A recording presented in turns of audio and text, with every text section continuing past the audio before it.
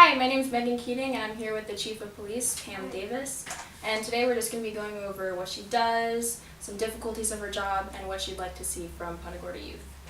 So, what originally brought you to law enforcement? Was it something you always wanted to do?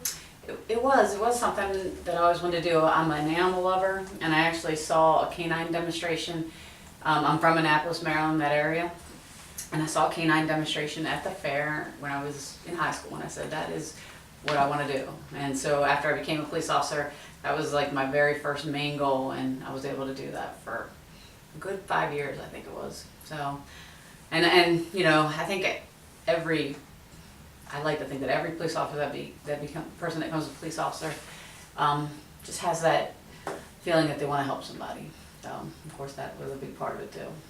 How did you work your way up to police chief, and why the move from Baltimore area? Yeah. So, like I said, I first started at K9 was my first goal, and then shortly after that, I put in to become a sergeant, and I was able to become a sergeant and stay in K9. And just to kind of back up, I spent most of my career, about 23 and a half years, with the Anne Arundel County Police Department. That's in the Annapolis area. That was actually the department that just responded to that active shooter at the Capitol Gazette newspaper. Oh, wow. So I'm very proud of how they handled that. Very sad, tragic incident. But so I worked my way up through that department and became a deputy chief, and actually was an acting chief there for a few months. But and ultimately retired and was asked to come to Baltimore because they're having a lot of issues up there, and they're under a consent decree by the U.S. Department of Justice. So I was asked to come help reform their training academy. So, so why the move here? I had a friend that had a place in Inglewood and was letting my husband and I use it a couple times, and just fell in love with the area. So we ended up buying a home, and we had two homes at the time, which was quite a bit of running around, but then this job opened up, and I just thought, here's my opportunity to continue with my career, but to do something that I love and be a part of the community again, you know. Is there anything you'd wish you'd done differently in the process? In the process of coming down here, or just in the process of moving up? In the whole entire, in my career, I guess. I can't really say that there's a lot I would have done differently. You know, you're gonna make mistakes along the way, but you learn from them, and I don't think I'd go back and change anything. I feel like I had a pretty blessed career, and here I am. So I'm really happy with here. I love it here. Now that you've become chief of police, what are some things that you'd like to change or work on here? So, you know, I'm sure you're familiar with what happened here a couple years ago, and so I wasn't sure what I was going to be coming into, but I have to tell you, this is a great police department. The officers here and the support staff, which I like to refer to as the professional staff, they're very dedicated, and they love the city, they love their job, and they love the department. They're very proud. So I didn't really have to change too much. There were policies that needed to be changed a little bit. I'll give you for instance, because it pertains to the youth here in Charlotte County. We had a zero tolerance policy when it came to students, or even youths in general, but mainly students possessing marijuana. Okay, it would be automatically, you are going to jail. We're putting the handcuffs on you and taking you out to the jail. But yet other schools like Port Charlotte High and Lemon Bay, they didn't. They had that diversion program where you give them a civil citation and put them in a diversion program. And I was like, why are we not doing that? I did it up north at my other agency, and so I changed that policy. And there's criteria, you know, it's got to be a first time, a small amount, nothing crazy or major. But it's better. I much prefer to get them into a diversion program and teach them why it's bad to do that, as opposed to just putting them out in handcuffs and putting them in the system. So that was one of the first things I changed. But generally, just more accountability. I like every level to know that, hey, you're accountable for your actions, and if you're a supervisor, you know, your officers, and your if it's in the professional staff, the people that work for them. So I changed that a little bit, made sure everybody's a little more accountable. But like I said, in general, it wasn't a lot to change. We're bringing new training. We just did some new training. So we'll be implementing that in the fall, which is a de-escalation training. So I'm pretty pleased with the direction we're going. Everybody seems to be excited and we're moving forward. That's good. Go Punta. What is your favorite part of your job? Favorite part of my job? I have lots of favorites. So doing something like this is a lot of fun. When I jumped on it when you guys wanted to do an interview, it's a good time to interact with people and get your perspective on things. So I might throw some questions back towards you. Okay. But just my interaction with the communities is one of the most enjoyable because you just get to learn about what people like to see, what they want to do, even just them to tell you what they enjoy as their hobbies, things like that. I really enjoy doing that. I love the people that work here. That has been probably one of the biggest pleasant surprises is just how great this department is. So I don't think I really gave you a good answer on that one because I pretty much love everything about it. So except paperwork, that's fun. But what do you think is the most difficult part of your job, and how do you handle it? difficult. So I come from a big agency. Two big agencies technically. So Anne Arundel County is about 710 sworn officers and 249 professional staff. Baltimore City, 2,500 officers. So imagine being able to, if something's going on, you can grab officers from wherever you need to and put them on a problem and they'll go out and solve it. Here, we're just added 3 new school resource officers, so we have a total of 37. So at any given time, there's only a handful that are actually out on the road doing patrol, but at the same time we might get a problem where somebody in, let's just say Punta Gorda Isles will say, we're having a really bad traffic problem, people are speeding or whatever the problem is. So the patrol guys can go over there and they'll address the problem, but then as soon as they get a call, they gotta leave. So it's hard to solve problems long term. So I found that to be very difficult. I'm coming from an agency where I can find people left and right. Now I'm trying to manage resources. So that's probably the most difficult. What do you think is a common misconception about your job? That's what I was going to throw back at you. So about the police chief job, I don't know if there's a lot of misconceptions. The police job in general and police work. So do you watch CSI? Mm-hmm. So you think something might be solved overnight and we can collect all this stuff and there's all these nice technology for evidence and people, so it creates like a high expectation sometimes for people that, why isn't that solved the next day? So I think those are some misconceptions because it takes time. A lot of the stuff on TV isn't true. It's not the kind of ways we can solve crimes and things like that. So I think that's a misconception. And I'll talk about this a little bit later when we start talking about the youth, but I think people sometimes forget that police officers and the professional staff that works for police agencies, they're humans and they have a human side to them and families and they like to have fun and be approached and just talk to normal, they think we have such thick skin sometimes and we're supposed to, take it, don't get riled and all that kind of stuff. But so I think there's kind of just some, I don't know if that's a misconception or just kind of a thought that police officers are always supposed to be tough and things like that. But I want them to see the humans. I want everybody to be able to see that we have a human side to us here, particularly at the Punta Gorda Police Department. So, what is the best advice you've been given on being chief of police? Trust your instincts. A lot of people are, and I'm telling you, a lot of people do try to give you advice when you first get, but the best advice I've had so far was just to trust my instincts, and so far I've gone with my instincts with everything since I've been here, and knock on wood, it seems to be working pretty well. As Punta Gorda's first female chief of police, do you feel you're under more pressure?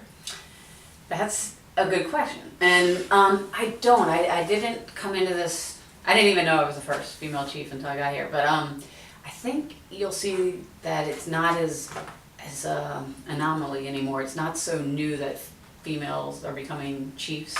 For instance, there was a Seattle police chief was a woman, Dallas police chief was a woman, Portland, Oregon, and some, those are some pretty big agencies. So I actually just feel like just being the pressure of being a new chief is the pressure. I didn't feel like it was because I'm a female, if that makes sense. So no new difficulties have. I haven't experienced any difficulties, not one. I've had not one person. What'll happen, and this is when I was younger. So it's happened in the job, and I think it's more from the older days. But you do have to prove yourself sometimes. The guys will look at you and be like, well, let's give her a chance and see if she can hold her own, those kind of things. And I was always pretty good at talking, so I never really had to fight too many people. Plus I had a dog. But so, and when I came here, there was no feeling like that. There was no feeling that anybody was, they're just trying to see what is this new chief, what does she want from us, those kind of things. And I haven't had any resistance to anything that I know of anyways. But no, I don't feel like that's been an issue. What would you like to see from future female police chiefs or just police chiefs in general? What would I like to see from them as far as, like, what do you mean? Like future generations.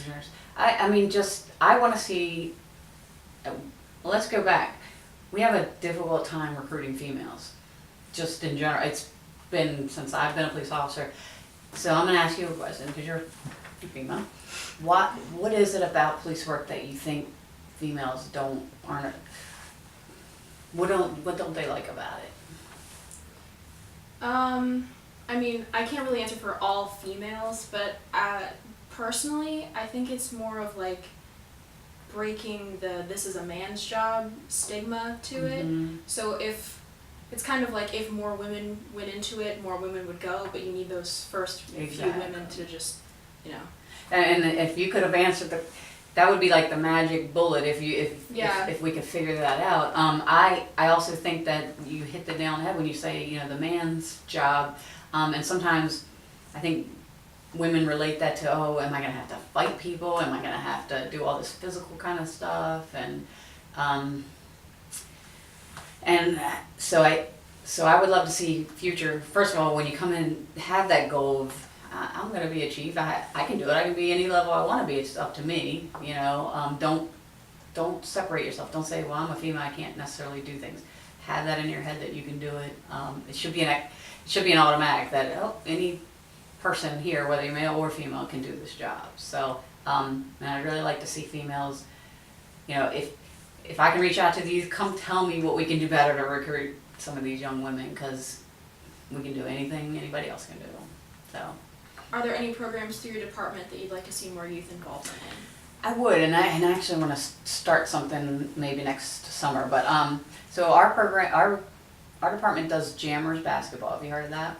Okay, so we just actually wrapped it up, but it is it's a basketball league where not all, but each team has a volunteer coach that is a police officer from this department. So I had a team this year, and a couple of our lieutenants had teams, and a couple of our officers. And the kids that play on that are ages 10 to 13.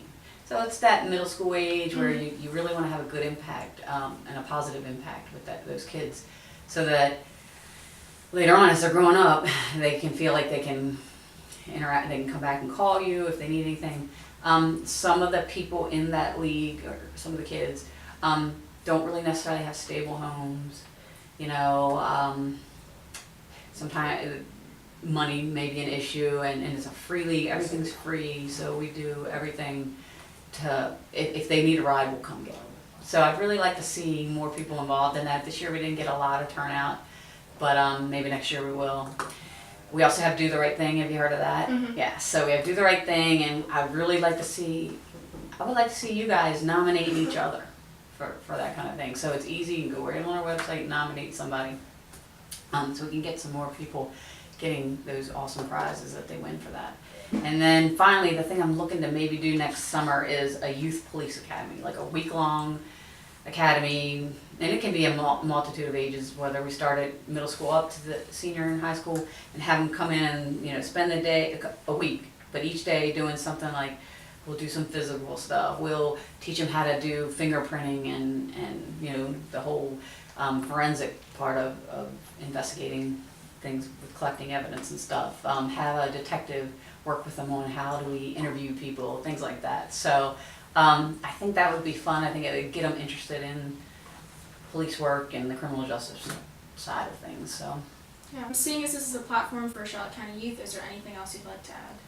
So I asked that when you're thinking about doing things, and I don't want to preach to the kids because they're always being told, don't do the wrong thing. Just remember that one day you want to get a job somewhere, you want to go to college. So be very careful about the extracurricular activities that you do. But so that's that part of it. But and I talked about this a little bit earlier about the human side. Please come talk to our officers, interact with them. They love talking to people. They want to meet you. So I ask that our youth just feel. I want you to feel comfortable that you can come up to us at any time, talk about anything you want. Hey, this is what I did over the weekend, or what do you think about me doing this? Whatever it be. I want the Punta Gorda Police Department to be known as a very approachable group of people. And one thing that we're doing a little bit differently this year, so we got 3 new school resource officers, right? So 2 are going to go in Charlotte High, 2 are going to go in Punta Gorda Middle, and then 1's going to be at that, there's 1 at Sally Jones and then 1 at the Baker Center. One of the high school SROs is also going to have a dog. So now Charlotte High, it's a drug dog, but it's not about that. Charlotte High doesn't have a drug problem. Now, is it good for a deterrent? Yeah, because we don't want any more coming in there, right? But this dog is as lovable as you can, and I'll show you a picture when we're done, but he will lick you to death, and we're hoping that what he does is makes that school resource officer approachable to the kids that wouldn't normally interact as much. Because the one thing you're going to want to do as soon as you see him is go pet him and hug on him, and you can do that as much as you want with this dog. And so we're just trying it. It's an experiment. We're going to see how it works out, but we're excited about it. So tell the youth of Charlotte County, please go pet this dog because we think he's going to be a good asset in there that the kids will love him. All right, that's it. Thank you for watching, and thanks for having me. Well, thank you.